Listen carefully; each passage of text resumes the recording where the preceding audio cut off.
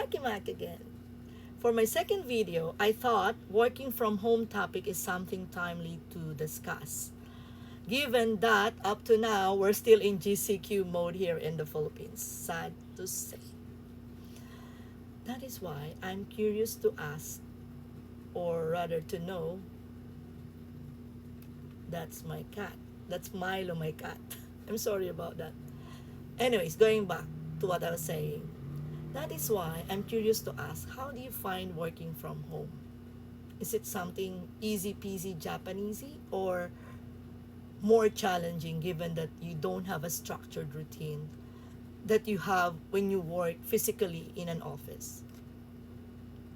If your answer to the questions that I've asked is yes, then I guess, or I hope rather, that the video I prepared for you is something that will,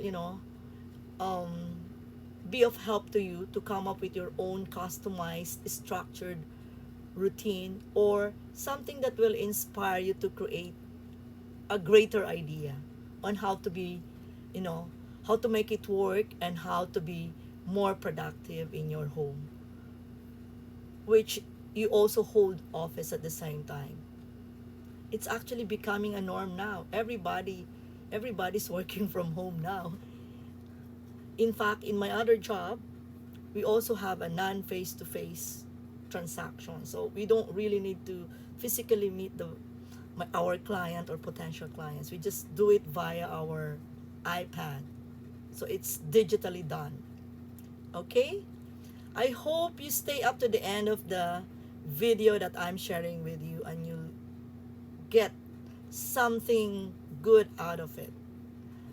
Don't forget also to like and subscribe to my channel. It's Open Book with Marky Mac. Would really appreciate your support. Bye for now and enjoy the video. This is Open Book with Marky Mac. Today, I am excited to talk about essential tips worth keeping in mind for those working from home to boost productivity. And that includes me. So you see, since the start of pandemic, which was sometime March of 2020, majority of the companies and businesses resorted to work from home to stay afloat. But doing so, one should be able to strike a balance between personal and professional life in one place. I know it's easier said than done if the situation or place one resides has an ideal, no interruptions environment.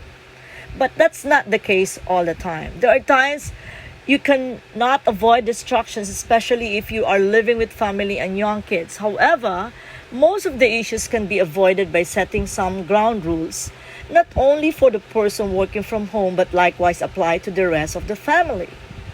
I have here with me a list of 7 ground rules that I consider essential. I will discuss them with you one by one. And to start with, let's discuss ground rule number 1. And this is to set and track working hours. When you work in an outside office, going home is the signal that your workday is over, right? But if you are already home, work can easily stretch into the evening or weekends.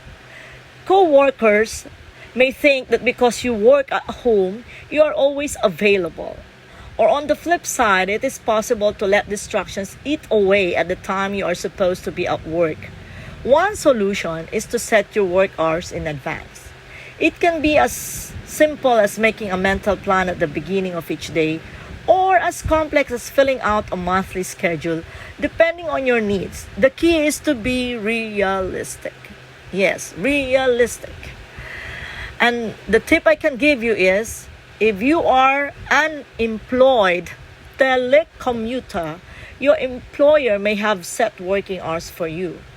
But if you are an independent contractor or home business owner, you may want to factor in a certain level of flexibility in your day. Be sure that your intended work hours are known to all your household. If kids don't understand your schedule, they won't understand their place in it. So to ensure that you are working when you should, consider keeping a log or using a timer, even if it's not required of you. Your impression of how many hours you are working may not actually be as accurate as you think. All right, so let's move to ground number 2, and it's to set and achieve goals. It isn't enough, you see, to just set a time schedule. You need to set goals for what you will accomplish in that time. Perhaps goal setting, whether short-term, mid-term, or long-term, is part of your work at home agreement with your employer already. However, if not, you should do it for yourself and make sure that it's based on the solid foundation of your values. It is important when creating your goals, start with the longer term and work backward. Ask yourself, where would you like your home business to be in a year? What projects do you want to accomplish in the next 6 months at your job? Then work backwards to identify the steps you need to take to achieve these goals and work them into your daily or weekly routine. Evaluate your progress periodically. That would help. Alright, so let's move to ground number 3. Limit interruptions from family members. This is kind of challenging. So, ask yourself, what merits an interruption during work time should be clear to everyone, including adults. Children tend to forget the rules while grown-ups think they don't apply to them. If your children are young, your rules will need to be looser than if your kids are old enough to take care of their own needs. But even when they are able, that doesn't mean they'll want to. Hold the line on responding to interruptions, and eventually they will stop asking, or at least asking too much. My tip for that is, one way to minimize interruptions from children is to plan out their day as much as possible. Lay out snacks, clothes, etc. in advance. Plan things for the kids to do while you work. Take a little breaks during the day. If the kids know you will emerge from your office at some point, it makes it easier to wait to tell you the latest news. If you have childcare, on the other hand, provide your babysitter with authority by not running out of your office when you hear your child cry. Trust that your sitter can handle it. If your caregiver is your spouse, authority may not be an issue, but he or she may feel freer to interrupt you than a babysitter would. No matter who your caregiver is, discuss in advance about what merits an interruption. Alright? Now, let's go to ground number 4. Reduce distractions. Interruptions by others are not the only form of distraction that home-based workers encounter. We can all be distracted by email, social media, household chores, television, and much more. To avoid distractions when you work at home, you need self-discipline. And the key to developing that is understanding your weaknesses. As mentioned previously, keeping a log of your hours and activities may be helpful in revealing where you get off track. Once you know what distracts you, set rules, hours, routines, and goals for yourself. That brings us now to creating a productive work environment. That's ground number 5. Creating a productive environment starts with your physical workspace, but it goes beyond that. A separate home office with a door is ideal, but we don't all have the space for that. Wherever you work, be it a corner in the dining room or your bedroom, it should be dedicated for that purpose. It is inefficient to set up and break down your workspace on a daily basis. It should be a place where you are at least likely to be interrupted. If you do have a dedicated home office, whether children are allowed in your office during working hours is one of the most basic decisions you will need to make. If you have frequent phone or video meetings, you may need a closed door policy. If you allow your children in your office, then you likely need some rules. They can be simple enough for even toddlers can follow.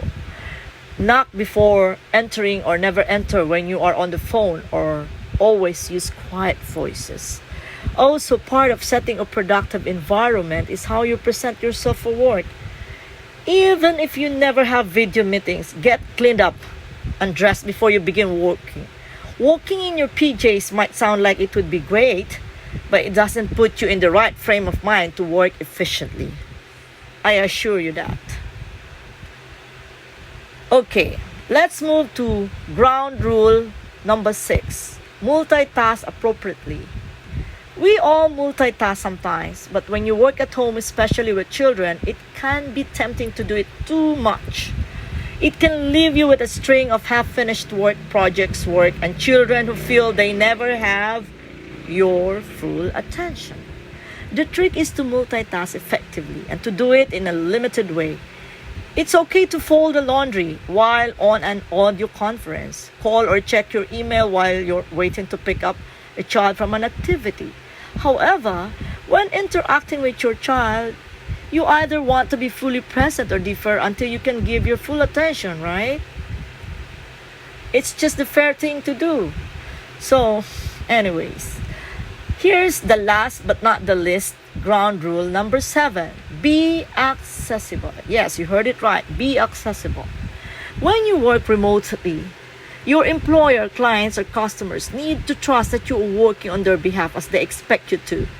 To build the trust, you will need to be accessible. This means writing efficient emails and answering others quickly. It means picking up the phone and calling when necessary. It might even mean going into the office occasionally.